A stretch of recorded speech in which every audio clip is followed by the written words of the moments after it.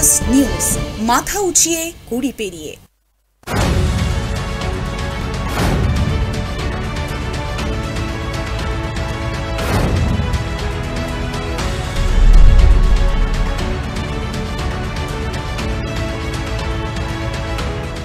Express दरबार brought you bye Purulia जिला परिषद। उजाले अपनी यादों के हमारे साथ रहने दो, गली में जिंदगी की शाम हो जाए। शायद किसी से शायर ने बहुत खूब बातें कही हैं। मैं जिंदगी में मैंने बहुत इंटरव्यू किए हैं अपने ज़िंदगी में और बहुत सारे कलाकारों का कार्यक्रम भी किया है, लेकिन आज मैं बड़े गर्व और फख्र के साथ कह रहा हूँ कि हमारे बीच एक ऐसे इंसान उपस्थित हैं और उन्होंने जो यादें दुर्गापुर में छोड़कर जा रहे हैं, मैं कहता हूँ कि अगर हमारी ज़िंदगी की शाम भी हो जाए तो कोई रिग्रेट नहीं है। मैं आप लोगों के सामने ऐसे एक शख्स को प्रस्तुत कर रहा हूँ जिनका नाम मनहर उदास जी है। ये बॉम्बे से आए हैं और भारतीय चलचित्र जगत में इनके प्लेबैक और इनकी गज़लें, इन्होंने भारतीय संगीत को तो समृद्ध किया ही है।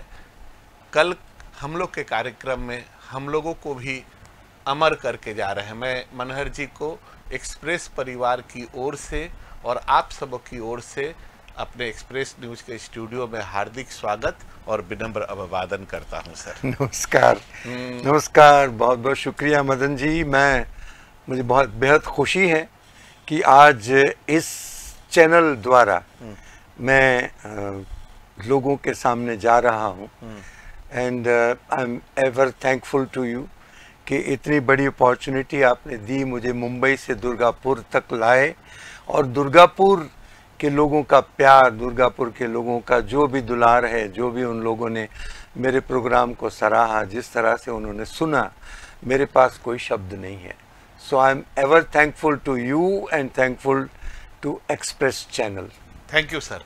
ये तो आपका बड़प्पन है, लेकिन मैं आज सिर्फ हम लोग चाहते हैं आपके बारे में जानना, और आपने इस देश के चुनिंदा लोगों के साथ आपने साथ में काम किया है, प्लेबैक सिंगिंग किया है, उसके कुछ संस्मरण हम लोग अपने दर्शकों के लिए आपसे चाहेंगे। सर, मूलतः आपका जन्म गुजरात में हुआ है, कहाँ हुआ, अपने बारे में थोड़ा बताइए, अपने परिवार के बारे में थोड़ा बताइए। मदन जी, ऐसा है कि my father was in the government service और उस ज़माने में हम लोग गुजरात सौराष्ट्र में, मेरे फादर की आपको मालूम है कि गवर्नमेंट जॉब होती है तो 3 साल के बाद ट्रांसफ़र हो जाती है, तो हर शहर में अलग अलग शहर में जाते थे, पढ़ाई होती थी। जब छोटे थे तो स्कूल में एक नेचुरल थोड़ा सा गाने का शौक़ था, गाया करते थे। कोई फंक्शन हो, कोई कंपटीशन हो स्कूल में। फिर उसके बाद जब कॉलेज में आए तो कॉलेज में भी ये शौक़ हमेशा बना रहा। हमने कोई ट्रेनिंग नहीं ली, ना कुछ ऐसी बात थी, बट एक बात थी कि हमको एक म्यूज़िक का बहुत ज़बरदस्त शौक़ था। और उस ज़माने में हम ये फिल्मों के गाने भी सुनते रहते थे। एक बात ऐसी थी कि कभी ऐसा लगता था कि ये जो लोग गा रहे हैं वो कैसे होंगे, वो कितना खूबसूरत गाते हैं, कैसे गाते होंगे। तो ये एक सपना था, बट आज ये बड़ी खुशी हो रही है कि मालिक ने इस सपने को पूरा कर दिया हमारा। लेकिन हम लोग जहाँ तक जानते हैं कि हिंदी में जो आपके गाने हैं, चाहे वो सिनेमा से संबंधित हो या गज़ल से संबंधित हो, उससे भी ज़्यादा पॉपुलर आप गुजरात में गुजराती गाने और गुजराती गज़ल के लिए। तो ये गुजरात से मुंबई का सफ़र कैसा रहा? असल में कैसे शुरू हुआ? असल में ऐसा हुआ कि मैंने मैकेनिकल इंजीनियरिंग की थी भावनगर से, और मैकेनिकल इंजीनियरिंग करने के बाद मैं राजकोट में एक जॉब कर रहा था। अच्छा, राजकोट में? राजकोट में। अच्छा, हाँ। तो एज एन इंजीनियर, तो मतलब कोई ऐसी वो तो ज़माना ऐसा था मदन जी, आपको मालूम है कि हम जब बच्चे थे तो हम we were not connected to any other place, क्योंकि उस ज़माने में ना मीडिया था, ना टीवी था, ना कोई ऐसा, हम सिर्फ रेडियो सुनते थे। तो हमारे एक ब्रदर इन लॉ थे जो एक गुजराती फिल्म बना रहे। अच्छा। उन्होंने हमको बचपन में सुना था और शायद उनको ये लगा था कि भाई इसमें टैलेंट है। तो वो जो एक फिल्म बना रहे थे मुंबई में, और उस फिल्म में कल्याण जी भाई, आनंद जी भाई का म्यूजिक था। तो उन्होंने सोचा कि भाई क्यों ना इनको बुलाया जाए यहाँ पे। तो ही कॉल्ड मी। अच्छा। तो यहाँ आपको बिलीव करना पड़ेगा कि योर डेस्टिनी इज फिक्स्ड। ठीक। तो मुझे उन्होंने बुलाया, मुंबई बुलाया, कल्याण जी भाई, आनंद जी भाई से मिलाया, और मैं उस ज़माने में गाने बैठ के गाया करता था फिल्मों के। तो जब वो सुनते थे तो शायद उनको थोड़ा सा ऐसा लगा कि भाई कुछ बात है। तो ये ऐसे करते करते थोड़ा समय बीता, और उसके बाद जब उन्होंने मुझे एक बार बोला कि एक गाना है, हम थोड़ी सी आपकी वॉइस ट्राई करना चाहते हैं माइक में, रिकॉर्डिंग में, हाउ इट साउंड्स। तो दूसरे दिन मुझे स्टूडियो में बुलाया, गाना रिकॉर्ड किया, और मुझे बताया कि ये गाना हम आपकी वॉइस टेस्ट करने के लिए रिकॉर्ड कर रहे हैं। रिकॉर्ड करने के बाद तो मैं तो भूल गया था। के बाद 3-4 महीने के बाद उन्होंने बताया कि भाई वो जो गाना मैंने रिकॉर्ड किया था, वो गाना मेरी आवाज में फिल्म में रखा गया है। अच्छा, गुजराती फिल्म में पहले? नहीं, विश्वास, हिंदी विश्वास फिल्म। अच्छा, वो जो कल आप गा रहे थे? जी हाँ, हिंदी फिल्म में। हाँ। विश्वास में ये गाना उन्होंने मेरी आवाज में ही रखा गया। अच्छा। तो फिर मुझे बाद में पता चला कि ये गाना असल में वो मुकेश जी से गवाना चाहते थे, क्योंकि विश्वास के सारे गाने मुकेश जी ने गाए। अच्छा। तो उन्होंने कहा कि भाई ये गाना अर्जेंट रिकॉर्डिंग चाहिए थी, ज़रूरी था शूटिंग के लिए, और मुकेश जी शायद अवेलेबल नहीं थे। अच्छा। तो उन्होंने सोचा कि ये अपने पास है वॉइस, से गवा लेते हैं, शूटिंग हो जाएगी, उसके बाद फिर डबिंग कर मुकेश जी से वापस ये गाना गवा लेंगे। और जब मुकेश जी को पूछा गया उसके बाद, तो उनको कहीं पता लगा था कि ये गाना कोई नए लड़के ने गाया है। तो ही वॉज वेरी क्यूरियस। उन्होंने पूछा कि भाई जरा मुझे सुनाओ। हाँ। जब उन्होंने सुना तो सबसे पहला जिंदगी का मुझे बहुत बड़ा सर्टिफिकेट मिला ऐसे महान गायक, ऐसे लेजेंडरी गायक का, कि भाई जिसने भी गाया है ये बिल्कुल, मुझे तो नहीं लगता इसको फिर करने की जरूरत है। It is good. आप रहने दीजिए ऐसे ही। That's how I entered into playback singing, अच्छा, which was never even dreamt कि भी ऐसा कभी हो सकता है। बिल्कुल सर, वो आपका पहला गाना था, कल हम लोगों ने सुना था। हाँ जी, एक लाइन जरूर। ये गाना गुलशन बावरा साहब ने लिखा था और कल्याण जी आनंद जी साहब का म्यूजिक था। आपकी जिंदगी का पहला प्लेबैक था, तो हम लोग चाहते हैं कि बिल्कुल सर, हमारी स्टूडियो में भी हो जाए। बिल्कुल। आपसे हमको बिछड़े हुए एक जमाना बीत गया, अपना मुकद्दर बिगड़े हुए एक जमाना बीत गया। क्या बात है सर, क्या बात है सर। लोग ऐसा अफवाह उड़ाते हैं कि बड़े कलाकार, बड़े, ये यूं समझ लीजिए कि बड़ गाछ के नीचे कोई छोटा पेड़ नहीं होता, लेकिन यहाँ तो कहानी दूसरी है कि थोड़े ऐसे कोई स्मरण हो तो और बताइए हमारे। बहुत सारे हैं सर, मैं बताऊं आपको। बेसिकली किन लोगों ने आपको सहयोग किया? बेसिकली हमारे, जैसे आप सोचिए कि उस समय में मुकेश जी ने एक बिल्कुल नए सिंगर को इतना मतलब अप्रिशिएट करना और उसको एक मौका देना, कल्याण जी आनंद जी साहब को, गुलशन बावरा जी, इवन केवल कश्यप साहब जो कि प्रोड्यूसर थे, अच्छा, वो सबको एग्री करना, तो ये एक मेरे लिए बहुत ही लाजवाब अनुभव था कि मैंने सोचा नहीं था कभी कि इतने बड़े लोग एक मेरे जैसे नए सिंगर को इस तरह का, मैं सिंगर भी मतलब मैं शौक से गाता था, तो it was a great experience. और दूसरी बात ये कि उतने बड़े महान लेजेंडरी सिंगर्स जब हाजिर थे, मौजूद थे, उसके बावजूद ये मौका मिलना, ये भी एक बहुत बड़ी बात है। बिल्कुल सर, क्योंकि उस जमाने में नए सिंगर को सोचना जरूरी ही नहीं था। हाँ। सब लोग हाजिर थे, सब लोग और स्टारडम भी बहुत बड़ा मैंने पढ़ा। और हर स्टार जो है उनकी एक फिक्स वॉइस थी, तो नई वॉइस क्यों लेंगे? सही बात है, क्योंकि उनको स्क्रीन पे गाना है, तो सॉन्ग शुड बी ऐसा कि भाई हाँ वो उनकी पर्सनालिटी को और बढ़ाए। ठीक। सर, आप लोग के परिवार में तो 3 भाई हैं आप लोग जी। तो 2 का तो जानते हैं, मतलब आप में और पंकज भाई में पहले गाना कौन शुरू किया और तीसरे भाई गाते आपके क्या हम तीनों करते? थे। अच्छा। हमारे सेकंड जो भाई है वो निर्मल। अच्छा, वो तो वो लंदन में रहते हैं पिछले 20-22 साल से। अच्छा। मगर उन्होंने भी काफी एल्बम्स वगैरह रिकॉर्ड किए थे। प्लेबैक भी किया है सिनेमा? प्लेबैक नहीं किया था। अच्छा। मगर फिल्म के अपने गजल वगैरह बहुत एल्बम्स रिकॉर्ड किए थे। और पंकज हमसे सबसे छोटे हैं, तो हम तीनों भाई बचपन से गाया तो करते थे। उतना ही नहीं, हम जब मुंबई आए तब मुंबई में आपके घर में क्या गायन की कोई कुछ परंपरा नहीं, कोई परंपरा नहीं थी ना। कोई बेसिक ट्रेनिंग था? कुछ भी नहीं था? कुछ नहीं, तीनों के पास कोई ट्रेनिंग कुछ नहीं था। अच्छा। मेरे पिताजी जो थे वो उस जमाने में जब ऑफिस से आते थे तो एक दिलरुबा इंस्ट्रूमेंट हुआ करता था, वो आज तो नजर नहीं आता है। वो दिलरुबा घर में बैठकर वो बजाते थे, उनको शौक था। अच्छा। बट कोई घराना, कोई ऐसा परिवार या ऐसा कुछ नहीं था, बल्कि शायद ट्रेडिशन हमसे ही शुरू हुआ। अच्छा। हम तीनों भाइयों से। अच्छा, तीनों में आप पहले गाना सबसे पहले मैं मुंबई आया। अच्छा। फिल्मों में गाना मैंने शुरू किया, उसके बाद फिर निर्मल पंकज दोनों ने। अच्छा। और पंकज ने तो बल्कि एल्बम जब पहला पंकज गाते थे, प्रोग्रामों में भी हम साथ में गाते थे, तीनों भाई साथ में प्रोग्राम करते थे मुंबई में। अच्छा। और पंकज गजल वगैरह गाते थे, फिल्मों के गाने भी गाते थे।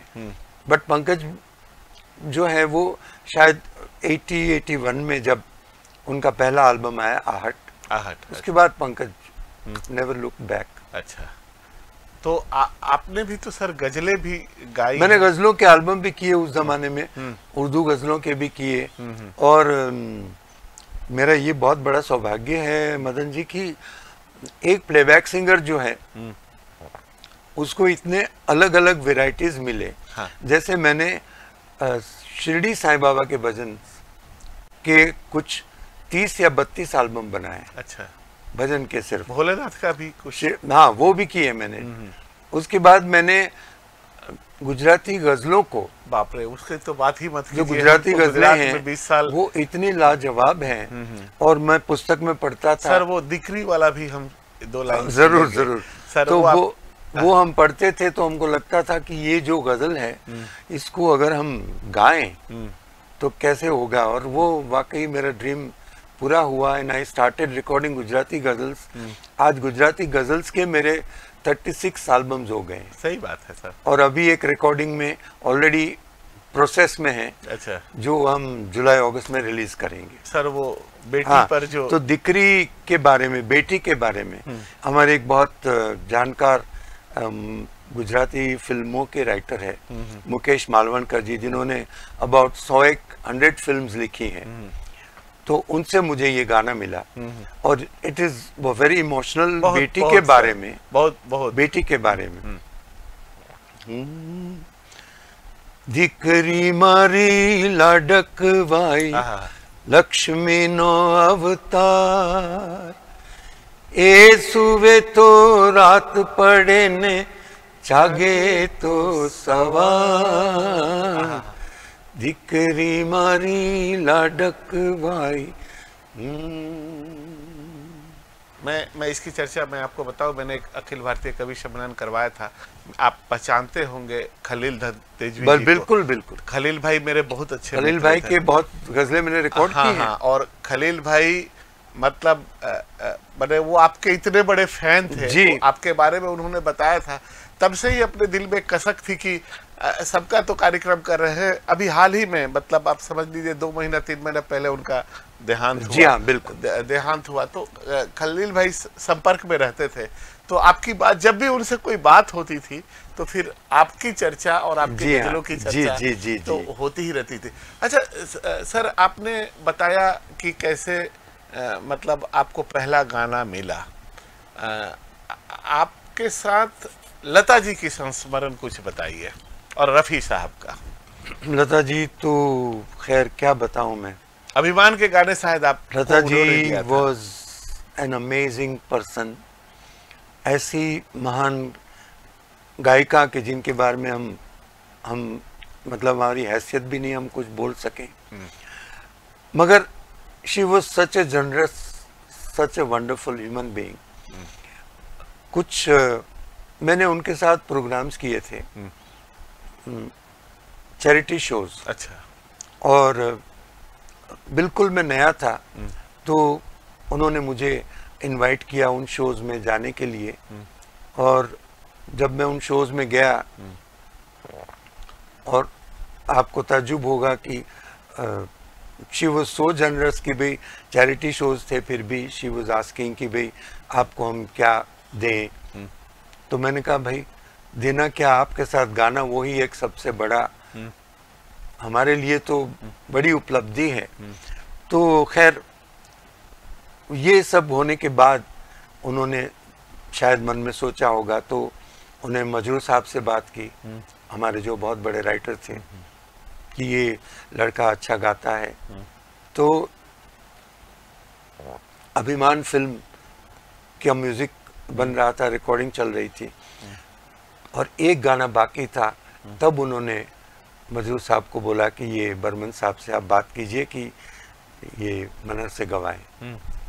तो आप सोचिए, इतना महान, मेरे लिए तो एक बहुत बड़ी महान, एक बहुत बड़ा सम्मान मैं समझ रहा हूँ। सही बात है कि जब लता जी बोले कि इससे गवाएं, तो ये कितना बड़ा सर्टिफिकेट है, आप सोचिए। और उन्होंने कंपनसेट भी एक तरीके से आपने जो चैरिटी किया था। बस वही। तो इतना उनका मतलब सोचना कि भाई इस लड़के ने हमारे साथ ये सब किया, तो उसको कुछ फायदा मिले। तो बर्मन साहब से उन्होंने रिक्वेस्ट की, बर्मन साहब ने मुझे सुना, और सुनने के बाद उन्होंने वो गाना मुझे गवाया। अच्छा। अभिमान का। आपको शायद एक हारमोनियम भी गिफ्ट किया था दीदी ने। हाँ। उसकी भी कहानी जरा हमारे दर्शकों को। बहुत सुंदर है। मेरे पास हारमोनियम नहीं था उस जमाने में, और मैंने ऐसे ही कभी बातों में बोला था कि लता जी मेरे पास, तो बोले अरे ठीक है कोई बात नहीं। तो आपको ताजुब होगा कि उन्होंने कहा कि आ जाएगा। उस वक्त कलकत्ता के हारमोनियम्स बहुत फेमस थे, और I think Paul and company उस जमाने में बहुत पॉपुलर थे। तो एक दिन मुझे बोला कि तुम्हारा हारमोनियम आ गया है। तो उन घर पे जाके मैंने हारमोनियम लिया, तो उन्होंने बोला कि देखो, मैंने तुमने जब बताया तो मैंने हेमंदा से बात की थी। अच्छा। हेमंदा यहाँ थे कलकत्ता में। अच्छा। तो बोले वो आ रहे थे, तो मैंने उनको बोला कि एक ये हारमोनियम आप लेके आइएगा। तो आप सोचिए कि किस सिंगर के नसीब में इतना बड़ा सौभाग्य हो कि हेमंदा अपने साथ वो हारमोनियम लेके प्लेन में आए मुंबई, लता दीदी के लिए लाए, और वो मिला आपको, और वो हारमोनियम मुझे मिला। अच्छा। वो आज तक मैंने संभाल के रखा। जिंदगी की एक मैं समझता हूँ कि बहुत बड़ी गिफ्ट है। बिल्कुल, मतलब जिंदगी की अनमोल धरोहर आप कह सकते हैं। यस। जो जिसको नहीं, और ये मदन जी, ये जो हमारे लेजेंड्स थे, ये आप सोचिए कि कितने महान, कितने दिल वाले थे। लेकिन ये बाजार में आलोचक लोग तो उल्टा कहते हैं। नहीं, क्योंकि आपके साथ खुद आपने मेरा अपना अनुभव आप बता रहे हैं। मतलब मैं उनकी पूजा करता हूँ। मैं उनकी पूजा करता हूँ। पहली बार जब इतना मानता हूँ। पहली बार जब आप लता दीदी के साथ गाने के लिए रिकॉर्डिंग करने गए, वो कौन सी फिल्म थी और क्या अनुभूति क्या हुई? अभिमान का जो गाना किया मैंने। अच्छा, वही। तो वो गाना आखिरी गाना था अभिमान का जो रिकॉर्ड होना था, और and she supported me so well. Studio का माहौल क्या था? स्टूडियो में वही स्टूडियो में पहला आपने जब सोचा कि लता दी के साथ गाना है लाइव, तो आपकी प्रतिक्रिया क्या? वही, मैं तो मतलब इतना नर्वस था कि पूछिए मत। अच्छा। कि बिल्कुल नया था, और कहाँ उनके साथ गाना, मतलब जिंदगी में कभी सोचा नहीं था कि हम बचपन से जिनको सुनते आए हैं उनके साथ हम गाना रिकॉर्ड करेंगे। अच्छा। But she was so generous and so nice कि मैं क्या बताऊं कि उन्होंने इतना सपोर्ट किया, और इतना मतलब हंसते हुए उन्होंने कहा कि अरे उसमें क्या है, गाना गा लो, आराम से मजे से गाओ, बट इतना सपोर्ट किया कि मैं बता नहीं सकता, और इसलिए शायद वो गाना आज भी लोगों को बहुत पसंद है। एक आपको रफ़ी साहब के साथ भी आपके साथ यूं कहिए कि हादसा होते होते रह गया था, लेकिन वो बाद में आपके लिए बहुत बड़ा एक सर्टिफिकेट हो गया, वो भी थोड़ा सा शेयर करिए। रफ़ी साहब भी लाजवाब इंसान थे, मतलब समझिए कि उनके पांव छूना बस यही बात थी। रफ़ी साहब की एक, जब मैंने आपको बताया कि कल्याण जी भाई, आनंद जी भाई के पास बैठ के मैं गाने सब सुनता था, जब वो कंपोज करते थे मैं गा के सुनाता था, तो एक गाना था फिल्म राजा साहब का जिसमें शशि कपूर और नंदा जी काम कर रहे थे। तो वो गाना जब सिटिंग हुई उन्होंने कंपोज किया और सबने सुना, तो मैं भी सुन रहा था, मैंने भी सुन के 2-3 बार जब सिटिंग हुई तो हमको गाना वो याद हो गया था। किसी मेहरबान की नज़र ढूंढते हैं, जो दे दे सहारा वो दर ढूंढते हैं। तो उस फिल्म में शशि कपूर जी का रोल था एक ऑर्फन का, और वो गाते हैं वो गाना। तो रफ़ी साहब की रिकॉर्डिंग थी, उन्होंने कहा कि रफ़ी साहब गाएंगे। तो कल्याण जी भाई, आनंद जी भाई ने बोला ऐसे ही कि मनोहर भाई ये गाना है, अगर आपको तो याद हो गया है, तो रफ़ी साहब गाने वाले हैं, अगर आपको मन है तो आप भी कोरस में गा लीजिए साथ में। तो मैंने कहा इससे बड़ी बात क्या हो सकती है कि रफ़ी साहब के साथ खड़े होके पीछे आप गाना गाएं, कोरस में भी गाएं, वो भी जिंदगी आपकी धन्य हो जाएगी जी। तो उस दिन रिकॉर्डिंग थी, रिकॉर्डिंग की प्रोसेस ये थी कि भी पहले 2-3 बार माइक पे बैलेंसिंग रिकॉर्डिंग की होती थी, उसके बाद फिर फाइनल रिकॉर्डिंग होती थी। तो हम खड़े हो गए पीछे। उस जमाने में ऐसा नहीं था कि अलग अलग हो, सब साथ में खड़े होके, मिक्सिंग का जमाना नहीं था, नहीं था, साथ में खड़े होके पीछे गाने कोरस गाते थे। तो रिहर्सल हुई, रिहर्सल में हम पीछे खड़े हुए थे, और रिहर्सल के बाद एक ब्रेक होता था, उसके बाद चाय वाय वगैरह पीते थे, और उसके बाद फिर फाइनल रिकॉर्डिंग होती थी। तो जब ब्रेक हुआ तो कल्याण जी भाई ने मुझे बोला कि मनोहर भाई आप जरा बैठ जाइएगा। तो मुझे लगा कि शायद पत्ता कट गया, शायद शायद रफ़ी साहब ने बोला होगा कि ये कौन है, क्योंकि बाकी जो कोरस वाले थे वो सब नोन थे, रेगुलर गाते थे। वो रिकॉर्डिंग करके रफ़ी साहब चले गए, और उसके बाद कल्याण जी भाई, आनंद जी भाई, रिकॉर्डिस्ट, प्रोड्यूसर, सब ने आके बोला कि भाई मनोहर भाई बहुत बहुत मुबारक हो। मैंने कहा क्या हो गया? बोले रफ़ी साहब ने बहुत बड़ा सर्टिफिकेट दे दिया है आपको। मैंने कहा क्या हुआ? बोले रफ़ी साहब बोले कि ये लड़का जो मेरे पीछे खड़ा है गा रहा है वो यंग है, और ये लड़का जो है इसको आप कोरस मत गवाइए, इससे सोलो गाना गवाइए, क्योंकि ये बहुत अच्छा गा रहा है, और ये जो गाना है उसी में उससे एक अंतरा गवाइए। क्या बात है, ताकि उसको जो ये गा रहा है वो आपको मालूम पड़े कि कितना अच्छा गा रहा है। महानता की कितनी महानता, मतलब हम वही मैं कह रहा हूँ, आज भी हम उनके पैर छूते हैं कि इतने महान लोग थे कि उन्होंने मेरे बारे में क्यों सोचा, मैं कौन था, मगर they were amazing, they were godly, they were divine people. अच्छा सर, एक चीज और ये पूछना था, जैसे आप गजल गाते हैं, पंकज भाई भी गजल गाते हैं, आपने प्लेबैक किया है, उन्होंने भी थोड़ा बहुत प्लेबैक किया है, मतलब आपको कभी ऐसा नहीं लगा है कि घर में ही प्रतिस्पर्धा हो गई? बहुत अच्छी, बहुत अच्छी, बहुत अच्छी है, मजा आता है, प्रतिस्पर्धा मजा आता है, मगर प्यार इतना है कि वो उसका हम मजा लेते हैं। नहीं, मतलब ऐसा कोई वाकया, ऐसा कोई संस्मरण जिसमें मनोहर भाई को ऐसा लगा हो कि अरे ये पंकज कैसे कर सकता है? नहीं, कभी नहीं, कभी नहीं। पंकज बहुत ही टैलेंटेड है, वेरी वेरी टैलेंटेड, और जो भी उन्होंने गाया है वो तो आपके सामने है। लोगों का प्यार, लोगों को इतना पसंद है, और चिट्ठी आई है जो पंकज ने गाया है, लाजवाब लाजवाब। लेकिन आप लोगों ने नाम में तो एक साथ भी गाना रिकॉर्ड किया। हाँ, मैंने भी गाया था, तू कल चला जाएगा तो मैं क्या करूँगा, तो मैं क्या करूँगा। तो मतलब दूसरे कलाकारों के साथ सिंगिंग और भाई के साथ सिंगिंग में कुछ तुलनात्मक। हमने एक एल्बम भी बनाया था 3 मौसम करके। अच्छा। जिसमें हम तीनों भाइयों ने गाया था। अच्छा। साथ में। अच्छा। और बहुत सारे ओवरसीज में भी प्रोग्राम्स भी किए थे। साथ में। तीनों भाइयों ने मिलकर। अच्छा सर, ऐसे तो आपके मतलब फिरोज खान साहब का और फिरोज खान साहब और सुभाष घई को कहा जाता है कि मतलब ये लोग राज कपूर के बाद शोमैन के भी शोमैन रहे। बिल्कुल रहे। राज कपूर शोमैन, उनकी शोमैनशिप अलग पैमाने पर थी, और उसके बाद अगर मतलब आता है तो सुभाष घई और बिल्कुल और फिरोज खान आते हैं। तो ये सुभाष घई और फिरोज खान को आपने पटाया कैसे? मैंने नहीं पटाया, ये फिर अगेन डेस्टिनी। मैं आपको यही बोल रहा हूँ कि फिरोज खान साहब का तो मैंने आपको जैसे बताया, कुर्बानी का जो मैंने गाना गाया, उसके बाद he was very happy and he said कि भाई अगली फिल्म में मैं तुमसे गवाऊंगा। तो जाबाज में उन्होंने हर किसी को नहीं मिलता गवाया मुझसे। ही लव्ड मी, बहुत ही पसंद करते थे मुझे। उतना ही नहीं, सुभाष घई साहब की भी कमाल। हीरो की सारे गाने, हीरो के गाने में यही हुआ था। मैं बताऊं आपको कि मैं दिल्ली गया हुआ था एक शो के लिए, ये 81-82 की बात बता रहा हूँ।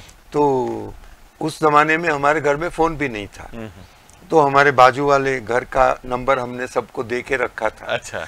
एंड मैं जहाँ जाता था, तो दिल्ली में गया हुआ था, होटल में ठहरा हुआ था, तो तुरंत मैं हमारी पत्नी जी को मेरा नंबर दे देता था कि मैं यहाँ ठहरा हूँ। अच्छा।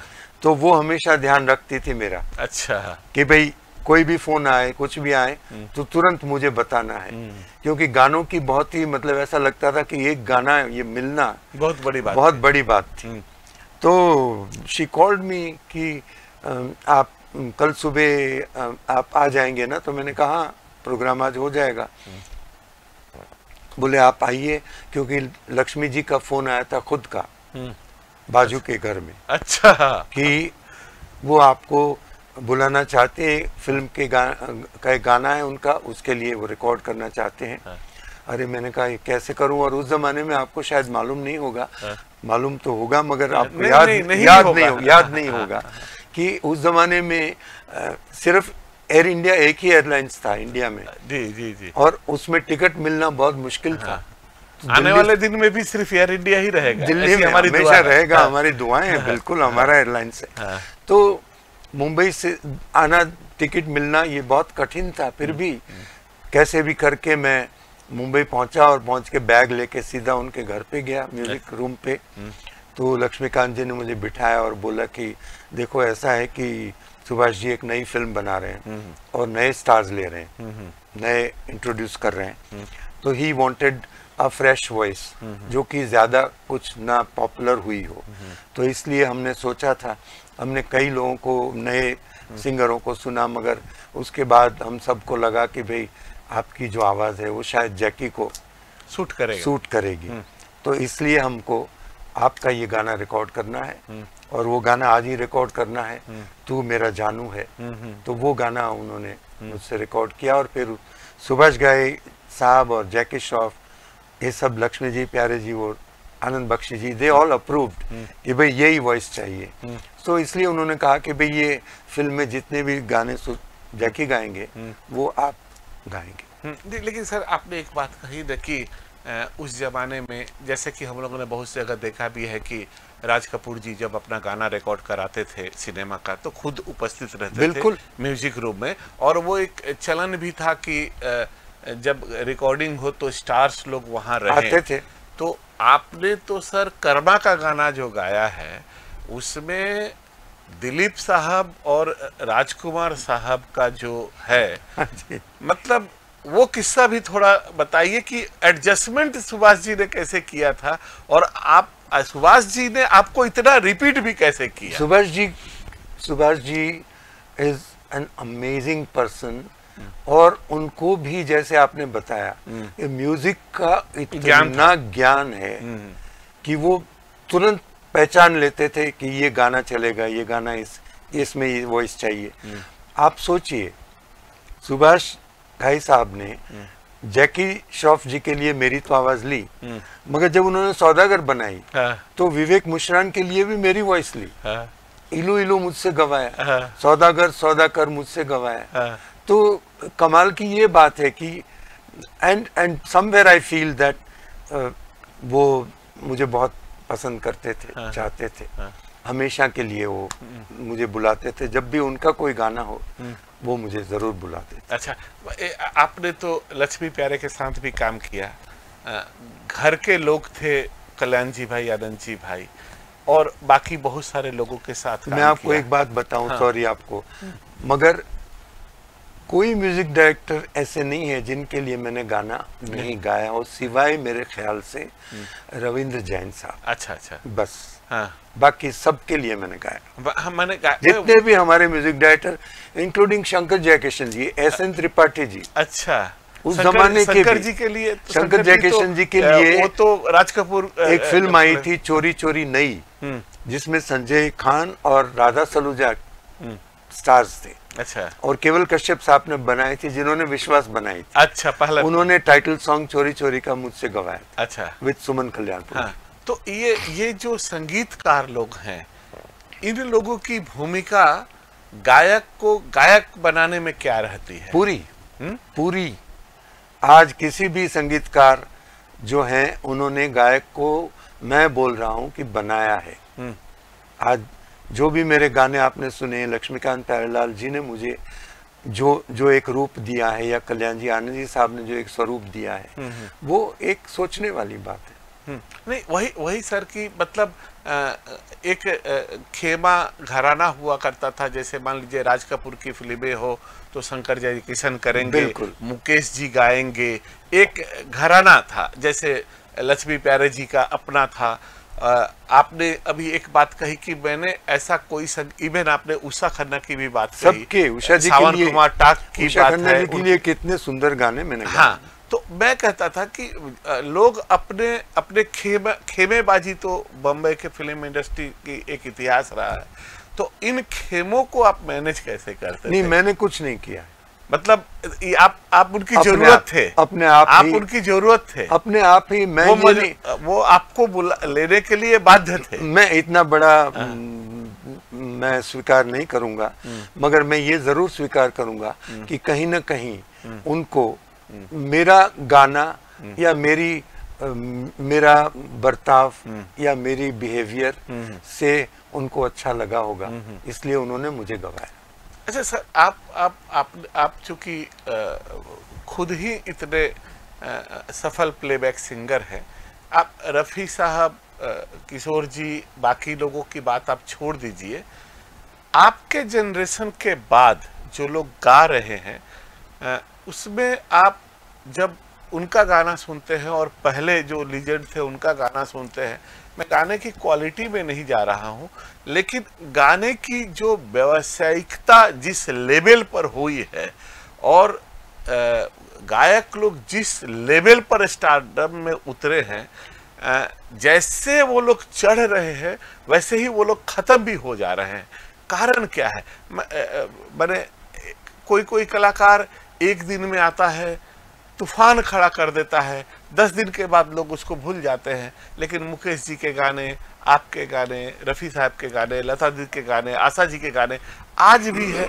तो ये कारण क्या है? मतलब ये खत्म होने का कारण अभी क्या है? ये तो एनालाइज करना बहुत मुश्किल है। हाँ, ये तो बहुत मुश्किल है, क्योंकि रुचि क्या लोगों की बदल जा रही है, या ऐसे भी लोग कहा जाता है कि गाने उस तरह से हम लोग लिखते हैं या सिनेमा वैसे बनाते हैं जैसे लोग देखना चाहते हैं, लोग सुनना चाहते हैं। तो लोगों की रुचि बिगड़ी है ना? रुचि तो बिगड़ी नहीं मैं कहूँगा, मगर समवेयर मदन जी, मैं ये समझ रहा हूँ, जो मेरी समझ में है, आई मे बी रॉन्ग ऑल्सो, कि ये एक टाइम का चक्कर है।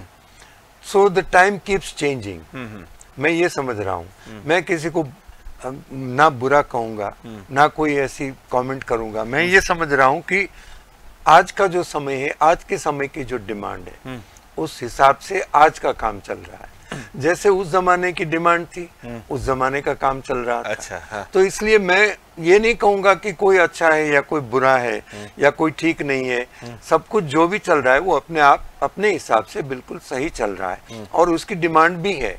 ऐसा नहीं है कि आप जबरदस्ती किसी को दे रहे हैं, तो उसकी डिमांड भी है, लोग सुन भी रहे हैं। और जनरेशन का जो आप बता रहे हैं, जनरेशन का एक गैप, जनरेशन का चेंज तो अनिवार्य है। नहीं, वो ठीक है सर, लेकिन आजकल जैसे टीवी शो पर शो बन रहे हैं, स्टार लोग पैदा कर रहे हैं, और लेकिन उसका स्थायित्व कहाँ है सर? अब ये तो इसका तो फ्यूचर तो बता नहीं सकते हैं आप। इसका तो बताना मुश्किल है, क्योंकि ये जो भी हो रहा है, जो भी आप बता रहे हैं, वो भी समय के हिसाब से ही हो रहा है। हमारे समय में there was no platform for me to show my talent. सही बात है। सोचिए आप, तो उस जमाने में हमको ये था कि हमने 4 फिल्मों में भी गाने गा लेने के बाद भी अगर कोई और म्यूजिक डायरेक्टर हमको बुलाएंगे तो पहले हमको सुनेंगे। अच्छा, उसके बाद गाना रोज परीक्षा देना पड़ता था। रोज परीक्षा थी, और टॉप होने के बाद भी, पॉपुलर होने के बाद भी परीक्षा देना पड़ता था। Yes, because we had no platform to show our talent. आज आपके पास इतना बड़ा प्लेटफॉर्म है where you can show your talent. आप सुनते हैं, गाने सुनते हैं, जो भी सिंगर हैं आपको पसंद आते हैं, आपको लगता है कि ये आगे आएंगे, ये अच्छा गाएंगे, तो ये हमारे जमाने में नहीं था। अभी तो रिकॉर्डिंग की परिभाषा भी बदल गई है। तो पहले तो सब लाइव हुआ करता था, आज के डेट में आप अपना गाना गाकर चले गए, उसके बाद एक आदमी आकर अभी टेक्निकली बहुत स्ट्रांग हो गया है। तो ये टेक्निकली जो स्ट्रांग हो गया है, इसने कहीं गाने को मार तो नहीं दिया है? नहीं, उसमें पता नहीं, एक कहीं आपको एक सोल मिसिंग लगती है कि भाई, क्योंकि इसमें ज्यादातर आपने देखा है वो इसका टेक्निकल एस्पेक्ट देखा है कि इसको बराबर परफेक्ट होना चाहिए, सिंगर का गाना परफेक्ट होना चाहिए, जो भी है वो ठीक होना चाहिए। उस जमाने में वैसा नहीं था, सब कुछ लाइव था, जैसे आपने गाया है वो गाया बस फाइनल, उसके बाद आप उसको कुछ नहीं कर सकते थे। अच्छा, आपने राज कपूर के लिए कुछ गाया है कभी? नहीं, राज साहब के लिए नहीं। राज साहब को मैं जरूर मिला था, उनसे मुलाकात भी हुई थी, मगर गाने का कभी मौका नहीं मिला। और दिलीप साहब के साथ आपने तो शायद सौगात नहीं, दिलीप साहब के लिए भी प्लेबैक गाने का मौका नहीं मिला। हाँ, अच्छा, नहीं, लेकिन वो आप मिले तो होंगे उनसे? बहुत, कई बार मिला था, बिल्कुल। मतलब ऐसा लीजेंड, मैं तो एक बार सर, मेरे एक मित्र है, मैं उनके साथ महबूब स्टूडियो गया था, तो महबूब स्टूडियो में जहाँ पर वो शूटिंग करते थे और जो कैंटीन है बाजू में, वहाँ पर तो उस महबूब का मालिक हमारा चूंकि एक मित्र था, तो उसने बोला इस जगह पर राज साहब बैठकर खाना खाया करते बिल्कुल थे। जी, बिल्कुल। तो मैं तो सर वहाँ मतलब सर रख के मैंने अपने आप को धन्य महसूस किया कि कम से कम यहाँ दिलीप साहब बैठा तो करते थे। और आपने साथ में कुछ उनसे बातचीत का कोई अनुभव या कुछ? नहीं, वैसे तो कोई ऐसी बात नहीं थी, मगर कई बार मैं मिला उनके वहाँ 2-3 बार कल्याण जी भाई, आनंद जी भाई के साथ उनके यहाँ घर पे पार्टी में भी गया हूँ मैं, बट बाकी ऐसी कोई बात नहीं हुई थी। अच्छा सर, आपने जो गाने गाए हैं, इसमें से ये चुनाव करना कि कौन सा बेहतर है कौन सा नहीं है, ये आपके लिए कठिन है, लेकिन आपके हिसाब से आप अपना बेहतरीन सॉन्ग सबसे बेहतर किसको मानते हैं? एक गुनगुनाएंगे तो? ये कहना बहुत मुश्किल है। मैं कह रहा हूँ, लेकिन फिर भी जो दिल के करीब है। मगर मैं सिर्फ ये बता सकता हूँ कि जो भी गाने मैंने गाए वो बहुत लाजवाब गाने, लिरिक्स वाइज, फिल्म में पिक्चराइजेशन के हिसाब से और लोगों को की पॉपुलैरिटी के हिसाब से भी मेरे गाने लोगों ने बहुत पसंद किया। I am so happy. और आप ही का जो पसंद का एक मैं आपको सही बता रहा हूँ सर, मैं समझ गया। मैं आपको बताऊंगा, इसके बाद आप पहले वो सुनाइए, फिर मैं। हुल्लड़ मुरादाबादी साहब थे जो हमारे बहुत जाने माने कभी हास्य कवि सम्मेलन थे। हाँ। उन्होंने एक बार मुझे एक गाना दिया कि भाई ये मैंने गाना लिखा है, तुम देखो इसको और अगर हो सकता है इसको रिकॉर्ड करो, क्योंकि ये गाना मैं हास्य कवि होने के बावजूद मैंने थोड़ा सा एक सीरियस गाना लिखा है।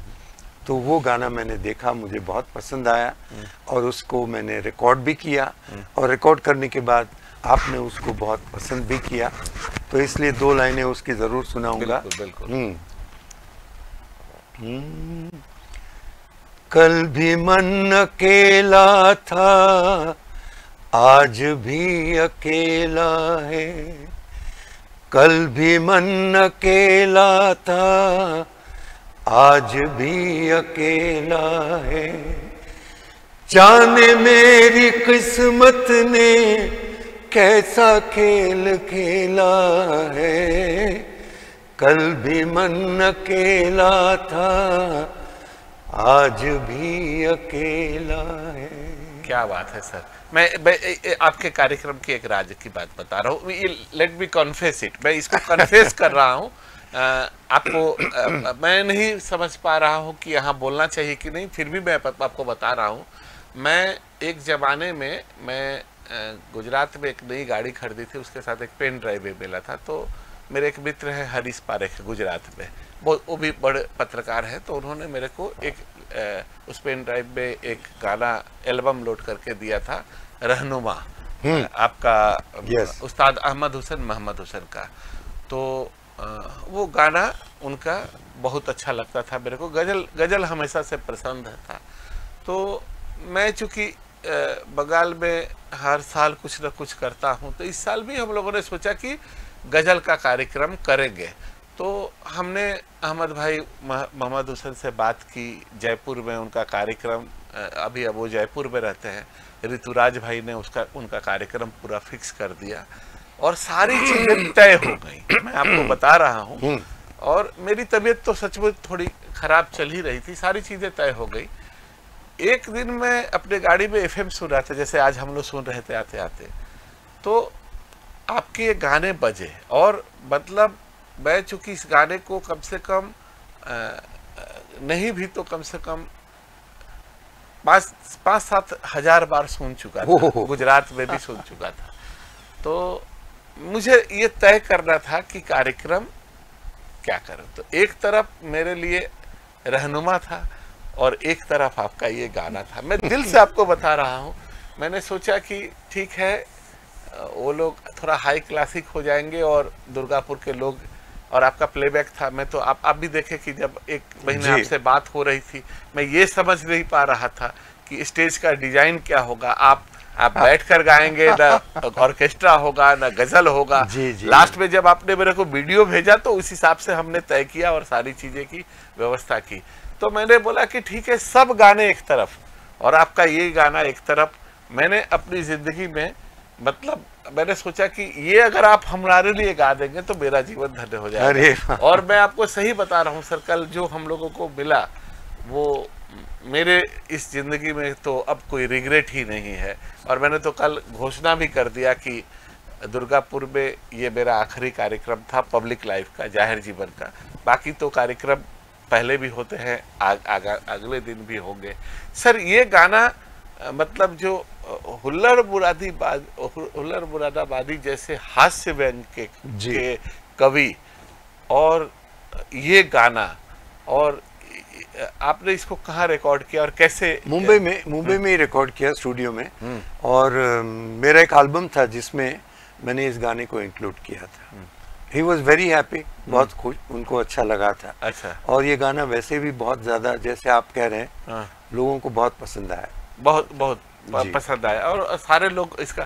सर मतलब अब थोड़ा समापन की ओर जाएंगे। तो आपने प्लेबैक किया, आपने गजलें गाई, गुजराती गजलें गाई, आप बंगला गाने का तैयारी करके आए थे, लेकिन कल उतना पूरा नहीं हुआ। एक लाइन अगर गुनगुना देते तो। मेरा बहुत पसंदीदा ये गीत है, मगर मैं एक लाइन सुना दूं आपको। आनंद का। हाँ। আমায় প্রশ্ন করে নীল ধ্রুব তারা, আর কত কাল আমি रब दिशारा, क्या बात। रब दिशारा, कहीं दूर जब दिन ढल जाए, सांझ की दुल्हन बदन चुराए, चुपके से आए। क्या बात, क्या बात है सर। और कुछ हमारे दुर्गापुर के दर्शकों के लिए मैं सिर्फ और सिर्फ एक ही बात करना चाहूँगा मदन जी, कि मैं आपका तहे दिल से शुक्रिया अदा करता हूँ, आपका तहे दिल से शुक्रगुजार हूँ कि जो शहर एक मेरा सपना था, कई सालों से मैं सुन रहा था, आपने वो मेरा पूरा कर दिया। आज दुर्गापुर आके मुझे ऐसे लग रहा है कि मैं धन्य हो गया। इतना सुंदर डिवाइन शहर है ये, इतने प्यारे लोग हैं यहाँ के, लोगों में इतना प्यार है हमारे लिए। कल भी मैंने शो में देखा, जब मैं लोगों से मिलने गया था तो मुझे लगा कि इतने प्यारे लोग हैं, लोग इतना प्यार देते हैं कलाकार को कि मैं इसके लिए तहे दिल से दुर्गापुर का बहुत बहुत शुक्रगुजार हूँ। मैं शत शत नमन करता हूँ दुर्गापुर को, और मैं ज़िंदगी में चाहूँगा कि फिर से कई बार मुझे यहाँ आने का मौका मिले, और आपका भी ये आखिरी प्रोग्राम ना हो। Thank you. आप भी आगे प्रोग्राम करते रहेंगे, ये मेरी दुआएं हैं मालिक, ये मालिक से दुआएं हैं। यस, आप ये समय कैसे निकलता है आपको मालूम नहीं है, पता नहीं चलेगा। हम लगेगा कल हम फिर एक प्रोग्राम करके यहाँ साथ में मैं और आप खड़े हैं। क्या बात सर, हम तुम्हें चाहते हैं। और वो फिरोज खान का जो आपने वहाँ जिस पर दुर्गापुर की पब्लिक ने ये सीन नहीं देखा था जिंदगी में, उसी से हम समापन करेंगे। ये गाना कुर्बानी का, हम तुम्हें चाहते हैं ऐसे, मरने वाला कोई जिंदगी चाहता हो जैसे, हम तुम्हें चाहते हैं ऐसे। और ये गाना फिल्म जाबाज का, जो फिरोज खान साहब की हमने लंदन में रिकॉर्ड किया था, कल्याण जी आनंद जी साहब का म्यूजिक, इंदिवर साहब ने इसको लिखा था। और ये भी मैं हमेशा लोगों को कहता हूँ, जिस प्रकार से लोगों का प्यार मिला है मुझे, हर किसी को नहीं मिलता यहाँ प्यार जिंदगी में, खुश नसीब है वो जिनको है मिली ये बहार जिंदगी में,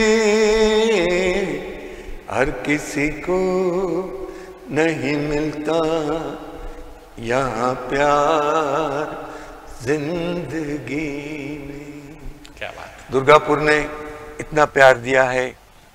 love you Durgapur, love you, thank you sir. खुश नसीब तो हम लोग हैं जो आपने हम लोगों को इतना प्यार दिया। बहुत सारी जिंदगी में कार्यक्रम किए हैं, भविष्य में भी कार्यक्रम में होंगे, लेकिन आप जो हम लोगों को जिस तरीके से मालामाल करके गए, आपकी याद सर हमेशा रहेगी। आप स्वस्थ रहें, सानंद रहें, और ढेर सारा प्यार एक्सप्रेस परिवार का आपके लिए रहेगा। और आज मेरे पास कोई भाषा नहीं है आपके बारे में बोलने के लिए, मैं सिर्फ इतना कह सकता हूँ, दुआओं में याद रखिएगा और आशीर्वाद बनाए रखिएगा। बिल्कुल बिल्कुल, धन्यवाद। हमेशा मेरा जीवन का ये सबसे बेहतरीन इंटरव्यू में किया, चूँकि आपके बाजू में बैठकर मैंने किया, और मैं अपने आप को धन्य महसूस कर रहा हूँ सर। आपने मुझे पूरा, मतलब मैं क्या बोलूँ, धन्यवाद sir, thank you sir, thank you so much, thank you.